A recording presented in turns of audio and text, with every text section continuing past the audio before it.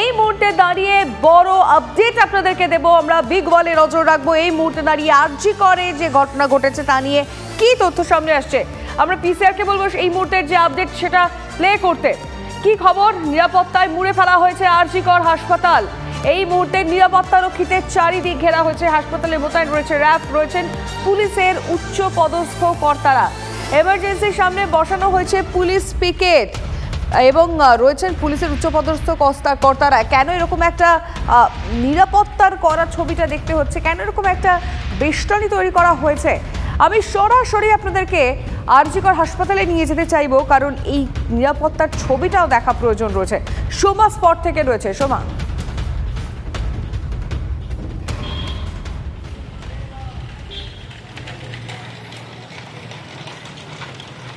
দেখো আরজি কর হাসপাতালের নিরাপত্তা বাড়ানো হয়েছে। আমি তোমাকে সেই ছবিটা দেখাতে চাই।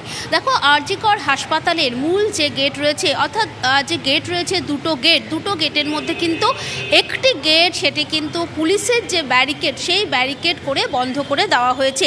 পাশাপাশি একেবারেই ভোরবেলায় বিশাল পুলিশ বাহিনী আরজি কর হাসপাতালে প্রবেশ করেছে এবং এই হাসপাতালের সামনেই এমার্জেন্সির সামনে পুলিশ পিকেট বসানো রয়েছে। বুঝতে পারছো যে হাসপাতালের মেইন গেটের সামনেই সেখানেই কিন্তু পুলিশ পিকেট বসানো হয়েছে এবং আমরা দেখছি যে হাসপাতালের সর্বত্র শুধুমাত্র এমার্জেন্সি নয়, এমার্জেন্সির ভেতরেও যদি তুমি দেখো যে অন্য সময় কিন্তু যে পরিমাণ পুলিশ থাকে তার থেকে বেশি পরিমাণে পুলিশ এখন কিন্তু এখানে রয়েছে এবং পুলিশের উচ্চ পদস্থ কর্তারা তারা নিজেরা এখানে উপস্থিত রয়েছেন এবং পাশাপাশি মহিলা পুলিশ, সেই মহিলা পুলিশের সংখ্যাও কিন্তু বাড়ানো হয়েছে। এই মুহূর্তে খুব জোরে বৃষ্টি পড়ছে, সেই কারণে মহিলা পুলিশেরা তারা একটা নির্দিষ্ট জায়গায় শেল্টার নিয়েছে, কিন্তু তাদের কাছে নির্দেশ রয়েছে এমার্জেন্সির সামনেটা এবং হাসপাতালের সর্বত্র কিন্তু পুলিশে ছয়লাভ হতে হবে।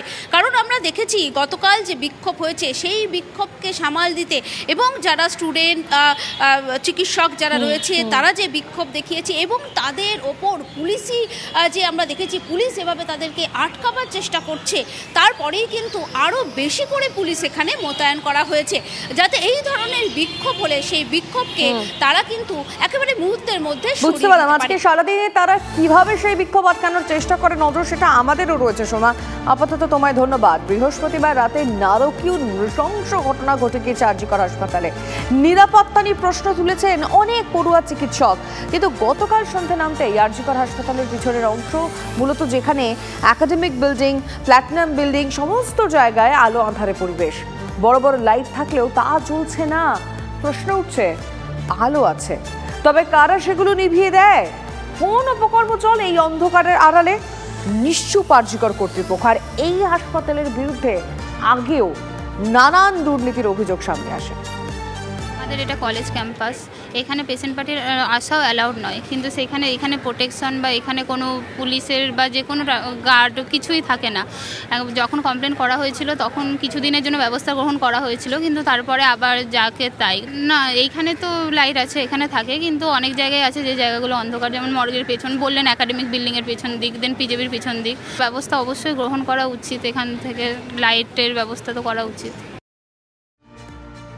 আরজি কর হাসপাতালে তিলোত্তমার নৃশংসভাবে মৃত্যুর ঘটনার পর বেশ কিছু প্রশ্ন উঠেছে। সার্বিকভাবে আরজি কর হাসপাতালের যে ক্যাম্পাস রয়েছে, একাডেমিক বিল্ডিং রয়েছে, সেই সমস্ত জায়গাতে পর্যাপ্ত পরিমাণে নিরাপত্তা ব্যবস্থা সুনিশ্চিত রয়েছে কিনা এই বিষয়ে অনেকেই প্রশ্ন তুলেছেন।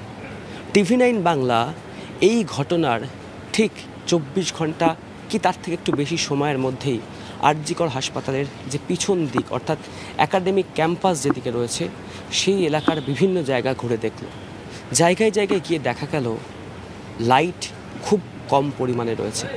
অনেক জায়গাতেই একাডেমিক বিল্ডিং যেখানে রয়েছে সেই এলাকাতে বা যেখানে মর্গে রয়েছে তার পিছনের এলাকার রাস্তা অন্ধকার।